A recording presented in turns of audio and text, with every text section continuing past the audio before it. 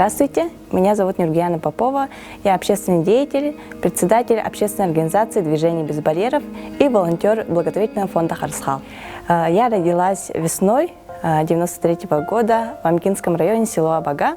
Мама мне рассказывала то, что врачи сначала не говорили, не рассказывали, не приносили меня. И такие компетентные врачи, оказывается, у нас были, да, что вот потихоньку у тебя родилась такая дочь, то, что родилась без руки, да. Конечно же, в деревне, когда родилась девочка с инвалидностью, все удивились, то, что в то время вообще не было понятия вот такой, как инклюзивная среда, да, безбарьерная среда и информационный вакуум для родителей, да. Со временем, пока я росла, проблемы с сердцем появились. К 7-8 годам прошла операцию на сердце. В школе я обучалась на домашнем обучении, то есть ко мне приходили сами учителя. Конечно же, родители боялись того, что одноклассники меня не воспримут, да, будут шутить надо мной. Но в своей жизни я такого вот сильного негатива со стороны своих ровесников не встречала. Конечно же, были случаи, когда, оборачивались, да, говорили там безрукая, да. Ну, конечно же, я понимала, что отличаюсь от других детей, да, то, что не могу со всеми ровесниками ходить в школу, и это, конечно, меня очень задевало. Я же слышала и видела то, что другие дети участвуют в олимпиадах, практических конференциях, и мне тоже хотелось участвовать. И с 9 класса я участвовала в олимпиадах. Конечно, очень стеснялась, и всегда меня родители сопровождали. И для нас это было событием куда-то выехать, где-то участвовать.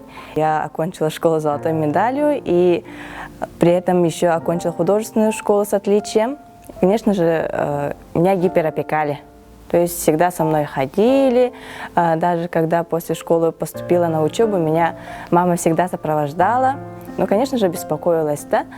Уже начала принимать себя только после школы. В один день понять, что вот я приняла себя, это, конечно же, не так. То, что я пришла вот в общественную деятельность, люди говорили со мной, вот ты такая молодец, чем ты занимаешься. И я, конечно, начала сравнивать себя, ту, которая была раньше и сейчас, да, поняла, что, оказывается, я принимаю себя вот такой, какая я есть. Моя основная деятельность – это общественная работа. В нашей организации мы проводим семинары по пониманию инвалидности. Да? В 2014 году провели первый конкурс красоты среди девушек на колясках «Красота без границ». Главным инициатором этого конкурса была Ксения Безуглова. Когда она приехала к нам в город Якутск, это было мое боевое крещение. Вот первая организация такого масштабного мероприятия. Потом уже в прошлом году, в 2018, мы провели второй конкурс. Вот этот второй конкурс я уже прочувствовала всем сердцем. Думаю, что главный результат то, что девушки сами раскрылись, участницы. Есть такое понятие всегда говорить «да». Если проект интересный и новый, да, вот, например, 3D-протез руки, знакомая мне предложила, вот, у меня есть такой друг, он занимается протезом руки, и мне стало интересно именно то, что все делается со своими силами. И для меня это поначалу было как-то удивительно, то, что какой-то 3D-принтер может напечатать руку, да? Мы начали работу, точнее, Айсхан начал работу, я только приходила, примеряла. До этого мне делали только косметический протез. Он не функциональный. Под меня в нашей республике не могли сделать этот функциональный протез.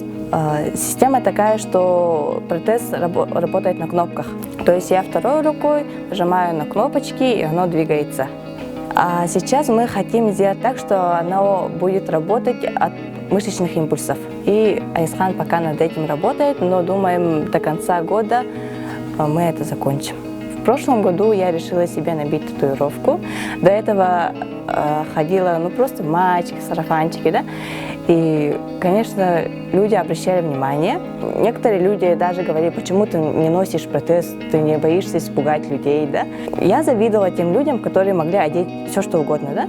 И когда набила татуировку, уже смотрят не на мою руку, да, а на татуировку. У меня есть сын, его зовут Александр, ему 3,5 года. Появление в моей жизни сына стало таким, можно сказать, переломным, да, когда все у тебя в жизни меняется, появляется какой-то смысл, да. И сейчас думаю, что вот когда у меня не было ребенка, да, когда у меня было много возможностей, времени, я, оказывается, это все тратила впустую. Вот. И когда теперь у меня есть сын, все делается ради него, чтобы я была для него примером, чтобы он, когда вырос, думал: о, какая у меня крутая мама. Планов много. У нас в этом году намечается большое мероприятие, как чемпионат по кип-атлетике. Эти соревнования для людей, использующих протезы. Такого соревнования у нас на Дальнем Востоке еще не было. И мы сейчас работаем над этим, планируем провести в августе. Есть мечта, что у нас в республике и даже по всей России будет такая среда, где люди с инвалидностью не чувствуют себя ограниченными. Чтобы ребята с инвалидностью сами себя тоже проявляли, свою активность, занимались любимым делом. И, конечно же, очень печально то, что молодые люди просто сидят дома. Боятся и выйти, стесняются. И как-то хочется, чтобы этого страха не было. Инвалидность – это не переговор. С любым диагнозом можно продолжать жить, радоваться и строить планы на будущее. Главное – не бояться ничего и главное – не засиживаться дома. Надо выходить хотя бы по чуть-чуть, заниматься любимым делом. Вот главное – найти себя.